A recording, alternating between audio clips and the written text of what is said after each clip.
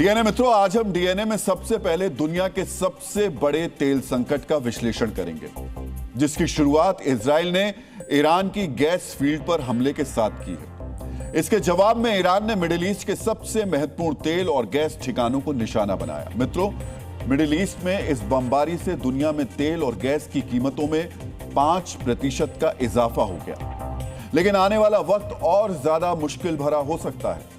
आज आपको जानना चाहिए 48 घंटे में ऐसा क्या हुआ जिससे तेल की इकोनॉमी पर चलने वाले देश एक दूसरे का तेल जलाने पर उतारू हो गए। इससे पूरी दुनिया की तेल और गैस सप्लाई पर क्या असर पड़ा। आज आपको यह भी समझना चाहिए कि ईरान इजराइल के धमाकों का बदला सऊदी अरब, कतर, यूएई और बहरीन का तेल जलाकर क्यों ले रहा है।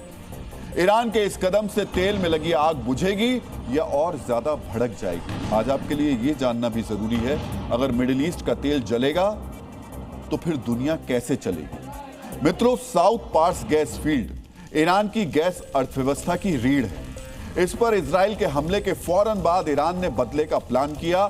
इजराइल, अमेरिका और खाड़ी देशों के तेल ठिकानों पर हमले की धमकी दी। ईरान ने बाकायदा चेतावनी जारी की है। सऊदी अरब, कतर, यूएई, कुवैत और बहरीन जैसे देशों में लोग तेल डिपो और रिफाइनरी से दूर रहें। आज आपको ईरान की इस धमकी को ध्यान से सुनना चाहिए। इसकी भाषा पर बहुत ही गंभीरता के साथ ध्यान देना चाहिए। ये ईरान के दुश्मनों को सख्त चेतावनी है, जिन्होंने ईरान के दक्षिणी क्षेत्र में मौजूद तेल और गैस इंफ्रास्ट्रक्चर पर हमला किया है। इस हमले के जवाब में अमेरिकी इजराइल दुश्मनों से जुड़ी ऊर्जा साइट्स को जलाकर राख कर दिया जाएगा। तुम्हारे सैनिकों और कमांडरों की गर्दनें इस्लामिक योद्धाओं के पैर के नीचे होंगी। मित्रों, ईरानी सेना के प्रवक्ता इब्राहिम जुल्फकरी ने ऊर्जा साइट्स को जलाकर राख करने की धमकी दी। युद्ध के दौरान भी सेना के प्रवक्ता कूटनीतिक भाषा का इस्तेमाल करते हैं, लेकिन आईआरजीसी के प्रवक्ता की भाषा में गुस्सा और नफरत है। ऐसा ही क्रोध ईरान के हमले में भी दिखा। मित्रों, ईरान ने कतर, सऊदी अरब, यूएई और कुवैत के तेल और गैस केंद्रों पर भीषण हमला किया। मिसाइल्स और ड्रोन से इन देशों के सबसे महत्वपूर्ण प्रतिष्ठानों को निशाना बनाया। आज आपको उन ऊर्जा प्रतिष्ठानों के महत्व के बारे में भी जानना चाहिए, जिनको ईरान ने एक रणनीति के तहत निशाना बनाया। ईरान के हमलों से सबसे बड़ा नुकसान कतर को हुआ है। मित्रों, ईरान ने कतर के रास लफान और मसईद पेट्रोकेमिकल कॉम्प्लेक्स पर 5 बैलिस्टिक मिसाइल से हमला किया। कतर के रास लफान को दुनिया का सबसे बड़ा एलएनजी एक्सपोर्ट टर्मिनल कहा जाता है।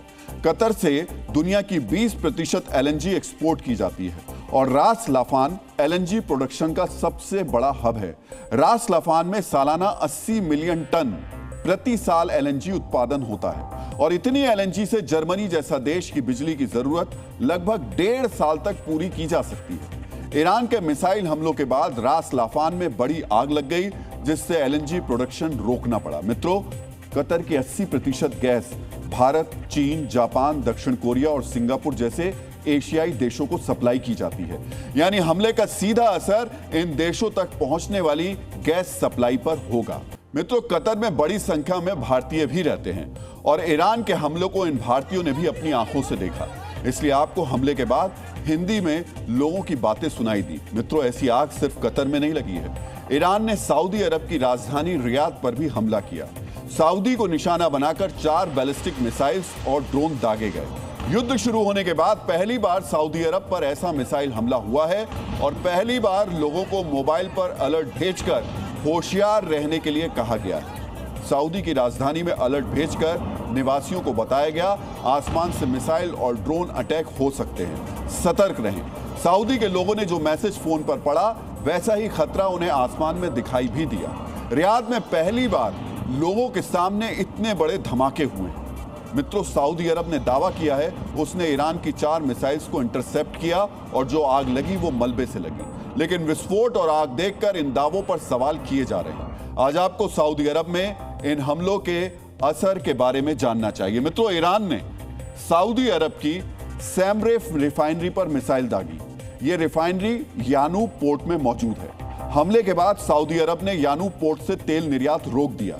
इससे पहले सऊदी ने रास तनूरा पोर्ट को भी बंद कर दिया था। यहां भी ईरान ने हमला किया था। रास तनूरा पोर्ट से तेल सप्लाई हॉर्मुज के रास्ते होती है, जिस पर ईरान ने रोक लगा रखी है। इसलिए यानबू पोर्ट का इस्तेमाल बैकअप पोर्ट के तौर पर किया जा रहा था। पूर्वी सऊदी अरब से यहां पर पाइपलाइन के जरिए तेल लाया जाता था। इसके बाद रिफाइनिंग करके यह तेल लाल सागर के रास्ते यूरोप और अफ्रीकी देशों में भेजा जा रहा था। यानी हॉर्मुज बंद होने के बावजूद सऊदी का तेल निर्यात जारी था, लेकिन इस बार ईरान ने सऊदी अरब के बैकअप प्लान पर भी हमला कर दिया। यानबू पोर्ट की क्षमता 4 से 5 मिलियन बैरल प्रतिदिन तक निर्यात करने की थी, जो रोजाना पूरे यूरोप की 30 से 40% तेल जरूरत पूरी कर सकता है। लेकिन यानबू पोर्ट बंद होने से जर्मनी, इटली और फ्रांस जैसे यूरोपीय देशों को जाने वाला तेल रुक गया है।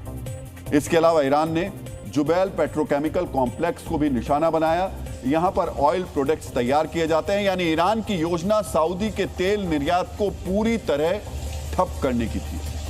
मित्रों, ईरान के निशाने पर यूएई भी रहा। यूएई में हबशान गैस प्लांट और बाब ऑयल फील्ड पर मिसाइल और ड्रोन हमले का असर पड़ा। यूएई ने बताया कि उसने ईरान की 13 मिसाइल्स और 27 ड्रोन हवा में ही मार गिराए, लेकिन मलबा गिरने से आग लगी।